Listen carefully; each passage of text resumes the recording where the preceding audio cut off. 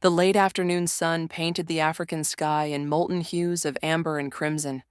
Heat waves shimmered off the dry savanna as cicadas buzzed relentlessly in the thick air. The land was silent in anticipation, the kind of silence that wraps itself around the bush like a cloak, ominous and electric. Down by the Ngotso River, the water was low, exposing jagged rocks and patches of cracked mud. A single baobab tree stood tall nearby, ancient and gnarled, bearing silent witness to countless scenes of life and death. By the river's edge, a lion crouched low. He was not just any lion. Sakuru, the Old One, was a battle-scarred king whose mane, once golden, had darkened with age and smoke from 1,000 sunrises. His flank bore the telltale marks of fights past, claw streaks from rogue males, horns from unlucky encounters with buffalo, and one deep gash near his right eye, a gift from a vengeful leopard. But nothing had ever matched what stood before him now. The surface of the river rippled unnaturally, betraying movement beneath. Birds had gone silent. A hippo's snort was cut short. Then, with a mighty thrash that sent a geyser of muddy water skyward, it rose. Mamburu, the ancient crocodile of Ngotso, over 5 meters long, armored in green-black scales, with a jaw that could crack bone like dry wood. His eyes were ancient gold, unblinking, unreadable, and filled with an alien patience. He had outlived generations of lions, but he had never faced Sakuru. Sakuru's muscles bunched like coiled rope. Dust swirled around his paws as he crept closer.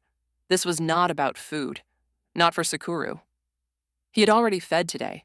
His pride lay a few hundred meters behind him, bellies full and sleepy in the grass. This was about dominance, about legacy, about defiance in the face of death. Mamburu slid out of the water, claws digging into the wet sand. The great croc's body glistened, water cascading off his back like oil off stone. With each step forward, he dragged a trench behind him. His tail swung low, slicing through the mud like a scythe. The two titans locked eyes. A second passed, then another. Then the world exploded. With a roar that echoed across the plains, Sakuru charged. His paws churned up the dust in clouds, his jaws open, revealing ivory fangs stained by time.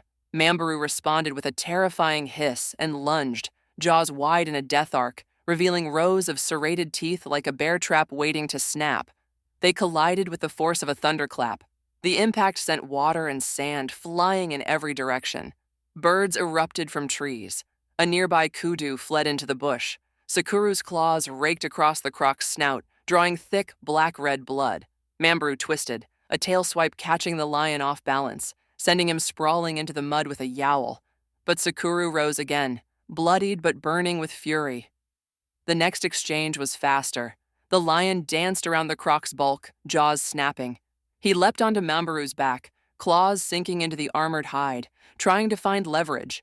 Mamburu rolled, a devastating death roll, trying to crush the lion beneath him. The riverbank became a whirlwind of chaos, water spraying like fireworks, dust hanging thick in the air, the sounds of roaring and hissing blending into a feral symphony of survival. Time slowed. Sakuru's eyes narrowed. He saw his opening. With impossible agility for an animal his size, he lunged forward and clamped his jaws around the croc's eye ridge, soft flesh, unarmored. Mamburu bellowed in agony, body writhing. But he was no fool. In a calculated move, he twisted his neck backward and sank his jaws into the lion's shoulder. Pain exploded through Sakuru's body. He refused to let go. Both titans were now locked in a mutual death grip, each trying to outlast the other. The mud beneath them had turned red. Their muscles shook from the strain. The sky above turned purple with twilight, casting long shadows over the battleground.